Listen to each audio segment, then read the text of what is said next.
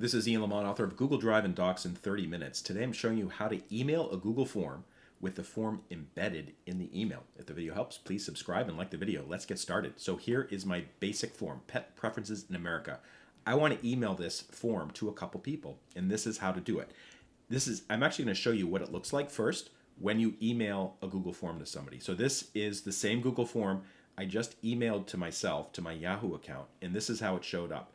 So you can take the form, you can kind of make your selections, you can click submit, and then I would get the form results. There's also an option to fill out in Google Forms. So this is how you set it up. Go to your Google form, log in, and then click the send button.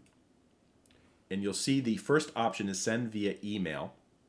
You enter the email address here, and then it's very important, check off this box that says include form in email. So once you've entered your email addresses, you can paste them in, then you would click send, and they would get a copy of this form embedded in their email. Now, there's a couple things you need to understand about this. Sometimes when you email a form, a Google form to people, and they have certain settings on their email which may prevent them from entering data into it. This is pretty common in corporate America. The form may break or it may be bounced. I've also seen in Yahoo Mail, in fact, this very form, when it first appeared, there was a warning. It said, this could be spam. Do you want to mark it as spam?